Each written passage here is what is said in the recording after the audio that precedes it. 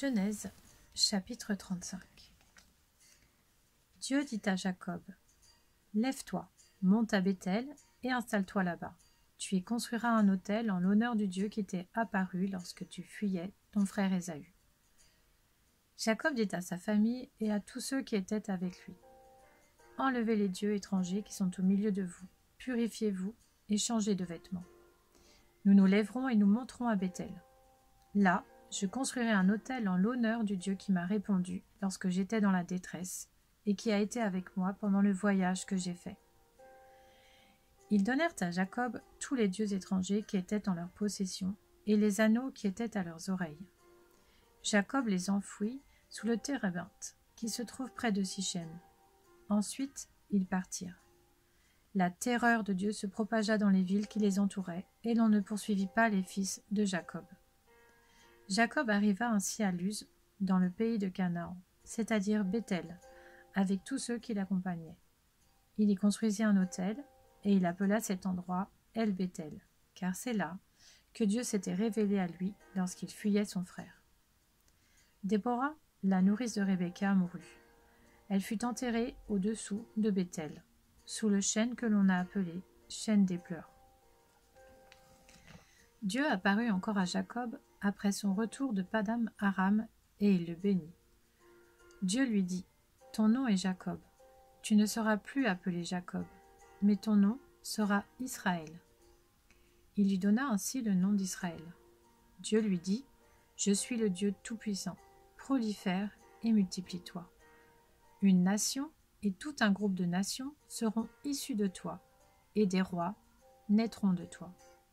Je te donnerai le pays que j'ai donné à Abraham et à Isaac, et je donnerai ce pays à ta descendance après toi. » Puis Dieu s'éleva au-dessus de lui, à l'endroit où il lui avait parlé.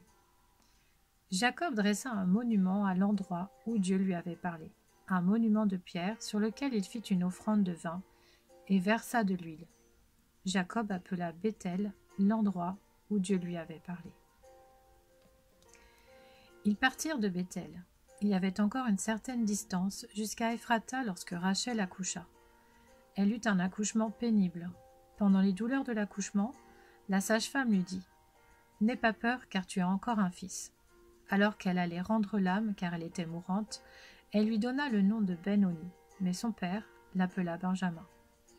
Rachel mourut et fut enterrée sur le chemin d'Ephrata, c'est-à-dire Bethléem.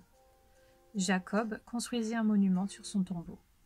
C'est le monument du tombeau de Rachel qui existe encore aujourd'hui. Israël partit et dressa sa tente après Migdal-Éder.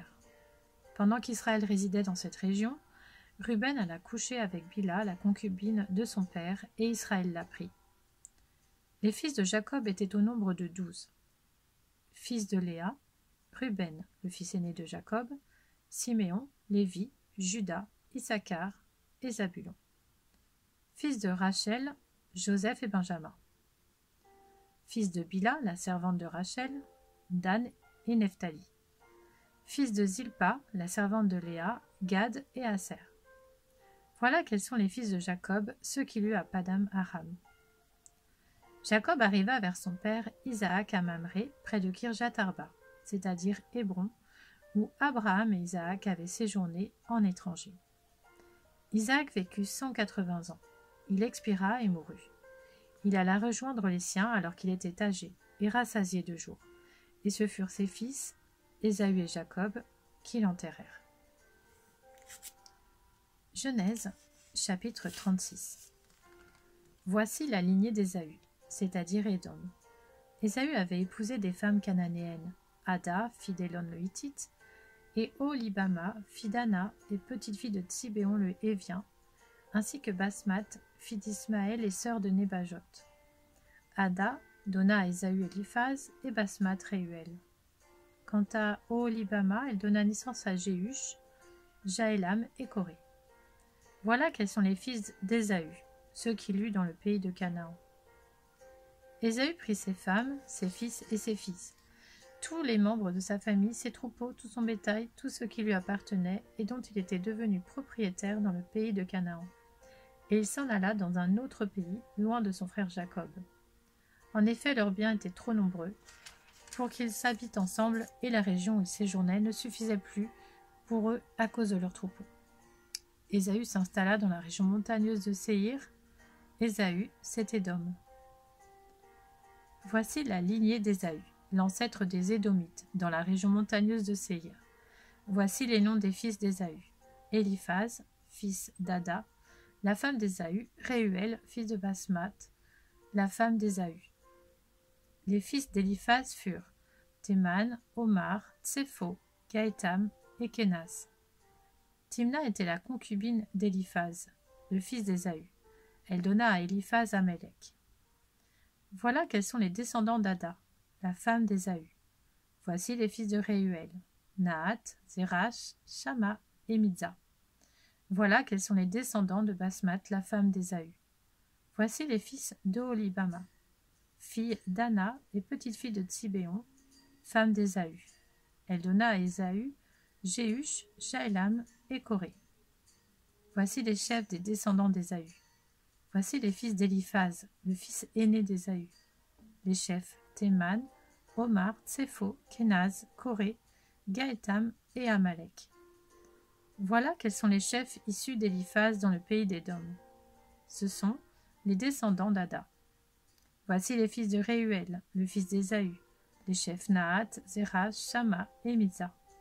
Voilà quels sont les chefs issus de Réuel dans le pays d'Édom. Voilà quels sont les descendants de Basmath, la femme d'Ésaü. Voici les fils d'Oholibama, la femme d'Ésaü, les chefs Jéhush, Jalam et Coré. Voilà quels sont les chefs issus d'Oholibama, fille d'Anna et femme d'Ésaü. Voilà quels sont les descendants d'Ésaü, et voilà quels sont leurs chefs. Voilà pour Édom. Voici les fils de Séhir le Horien, qui étaient les premiers habitants du pays. Lotan, Shobal, Tsibéon, Anna, Dishon, Etzer et Dishan. Voilà quels sont les chefs des Horiens et les fils de Séhir dans le pays d'Édom. Les fils de Lotan furent Hori et Emam. La sœur de Lotan fut Timna. Voici les fils de Shobal. Alvan, Manahat, Ebal, Shépho et Onam. Voici les fils de Tsibéon, Aja et Anna.